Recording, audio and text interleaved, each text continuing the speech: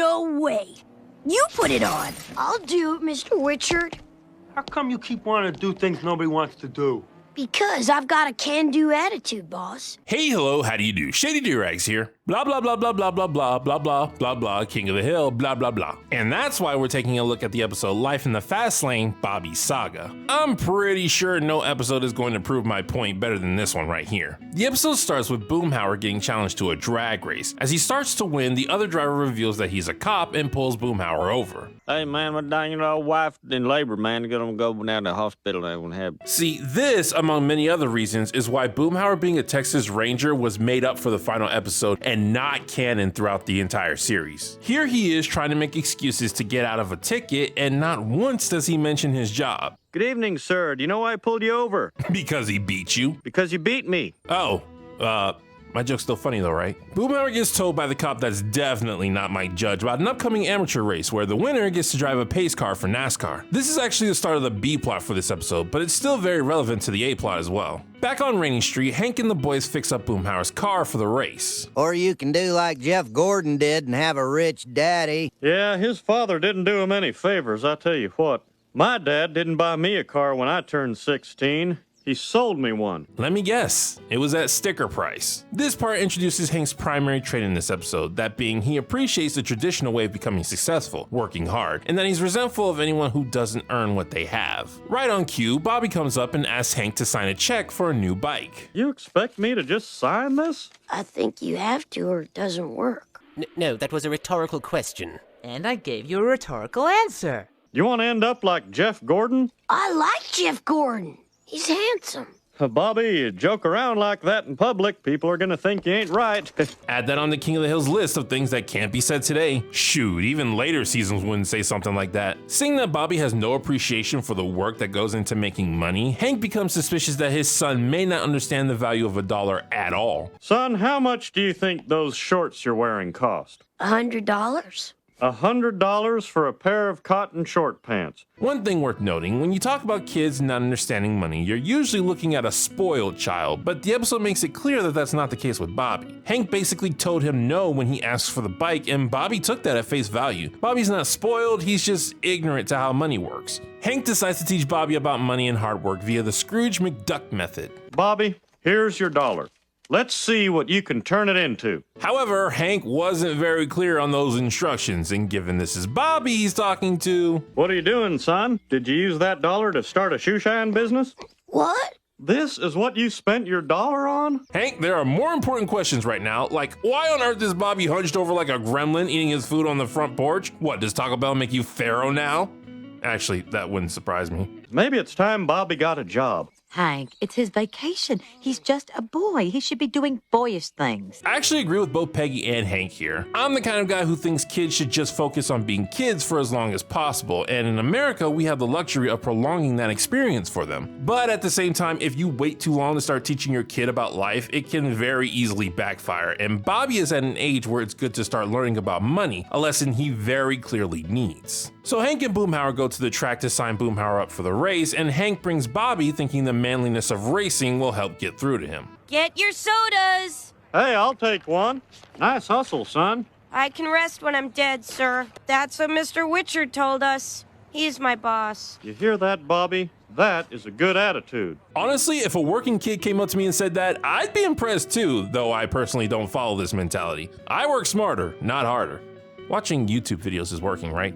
It's research for my craft. Seeing a hardworking kid and hearing his boss made him that way, Hank goes to sign Bobby up to get the same job. Here we meet Jimmy Witcher, a reoccurring joke side character. Well, if you work for Jimmy, you're gonna work hard. People up there are hot and dry. They want someone cold and wet. Yeah, I don't really like Jimmy. I don't just mean I don't like his character. He's obviously meant to be hated. I mean, I don't like how his character is used. Jimmy isn't right in the head, so the writers like to put him in situations where they need a stubborn idiot. Unlike, say, Dale or Bill, where they just do stupid things, Jimmy feels more like he's mentally challenged. Because of how grounded King of the Hill is, I don't really laugh when a mentally challenged person does what you'd expect a mentally challenged person to do. At the very least, he needs a straight man. man. Don't get me wrong, I'm not saying King of the Hill can't make fun of people like Jimmy. No one is safe from comedy, but with King of the Hill's environments, I rarely find myself laughing at the jokes Jimmy's involved in. Ed from Ed, Edd n Eddy is a much better example of laughing at someone with mental issues. Anyway, Jimmy lays down the law for both Hank and Bobby. You're saying you'll teach my boy the value of $1. If you work for Jimmy, you're gonna work hard. You make money. I like that he repeats what he said verbatim. It's a detail that shows he's relying on these specific words because they've worked in the past, not because he believes in what they stand for. Hank, not picking up on obvious signs, proceeds to sign Bobby up for the job. But my dad told me I couldn't leave this job until I got someone to replace me.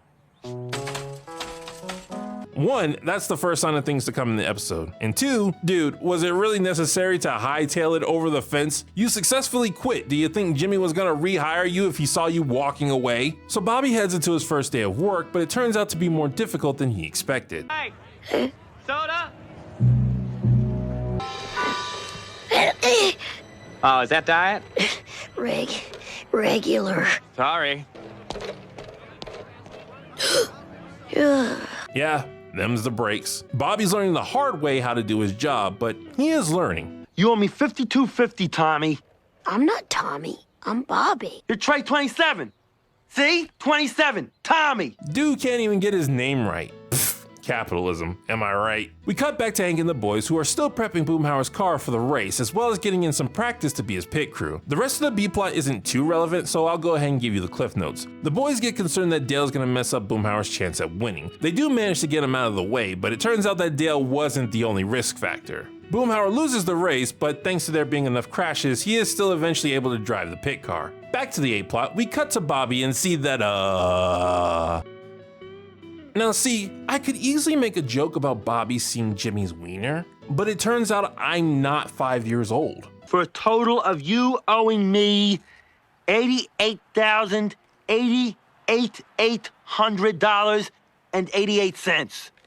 Got a boss that can't add your check right. Capitalism, am I right? So Bobby heads back home and reveals his feelings about his new job to Hank. Dad, I want to quit. What? It's horrible, Dad. It's hot, and the tray is heavy, and my boss is really mean, and he calls me Tommy. Babies want everything handed to them. But you're there to work and not play. That's why it's called work and not play. I got nothing. That's really good advice. Remember, a good salesman always says yes to the boss. He approaches every task with a can-do attitude. Ah, the can-do attitude. This is the mentality I always had when I was doing my 9-to-5s. The best way to give yourself job security is to make it so your boss can't live without you. Once that happens, no matter what mistake you make, they won't want to get rid of you. Unfortunately, it's a double-edged sword. A boss that won't fire you can also be a boss that won't promote you. After all, you make their life easier right where you are. Why would they want to give that up? Capitalism, am I right? So Bobby goes back to work with his new can-do attitude, and it works. Jimmy promotes him to his go-to guy. Ecstatic at his new position, Bobby goes back to Hank for even more work tips. Here's a great one. Find the job nobody wants, and then do it better. Again, that's fantastic advice. And again, it's also something that can bite you in the butt if you don't know how to utilize it correctly. If you don't know the worth of your work, you can easily find yourself being underpaid by a boss who loves a yes man. Capitalism, am I right? And that's exactly what happens to Bobby. He continues to expand his services under Jimmy, which makes Jimmy want more and more, until eventually... Whenever I feel afraid, a happy tune. I know that song. So, once again, Bobby is miserable when it comes to his job, but he doesn't want to give up on it since Hank told him to stick it out. Speaking of Hank, it's time for more job advice. Well, you know what they say. Find what your niche is. That leads to riches. Yeah, that makes a lot of sense, Dad. Hank, you are on a roll with the work advice. But it doesn't necessarily do that if your boss is holding you in a position with no room for improvement or growth.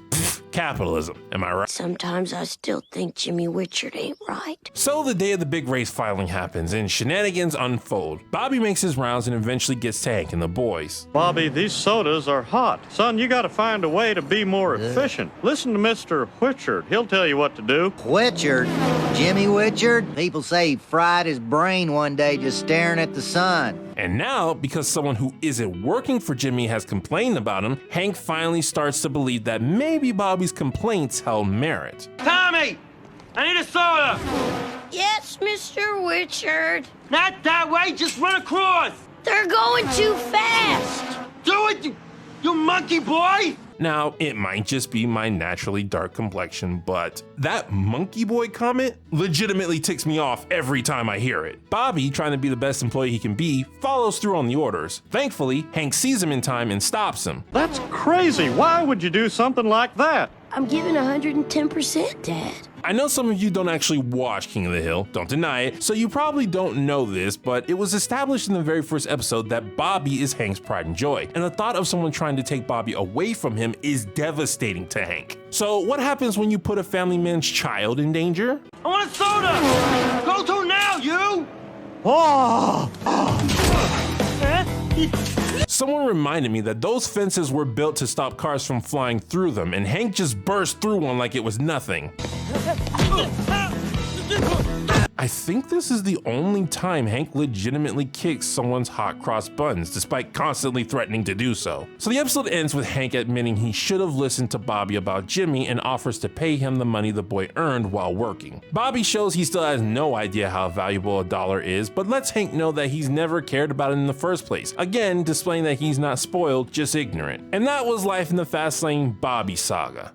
It's an okay episode. I don't laugh at it as much as I do other early King of the Hill episodes, mainly because a good chunk of the humor revolves around Jimmy, whom I just don't find funny. Also, I do have a problem with how the episode ends. The initial problem of Bobby not understanding money is never solved. The episode tries to play it off that this is fine as long as Bobby isn't spoiled, but I disagree. I think it's very important for people to learn what monetary value means. However, like I said very clearly at the beginning of this video, I chose to review this episode because it touches on another topic I've been looking for an excuse to talk about: capitalism. For those of you who don't know, capitalism is an economic system, one which almost all Western civilizations are based on. There's a lot of details to it, but a basic definition is that in a capitalist system, people and corporations are considered the owners of capital, or assets that could potentially make a profit, including their own ability to work. Because they own this capital, they get to decide the price for it, while conversely, potential customers get to decide whether or not that price is worth paying. A very simple example is, let's say you turn the land you own into a chicken farm. As such, you're legally allowed to decide that each chicken is worth $30, while your customers are legally allowed to accept or reject that price. Now, here's the thing. Just say the thing. I'm probably the biggest fan of capitalism you'll ever meet. And why shouldn't I be? After all, I used capitalism to get out of the 9-to-5 system that I vehemently hate, and was able to become my own boss as a YouTuber. The problem is, capitalism as of late has been getting a huge amount of flack, and I think most of the reasons why are due to misunderstandings of how the system works. I don't have time to go over every single asset of capitalism, but this episode is a good conversation starter for a misconception that often comes up. If you see Bobby's predicament, you might think capitalism failed him, but that's not the case. You see, this wasn't real capitalism.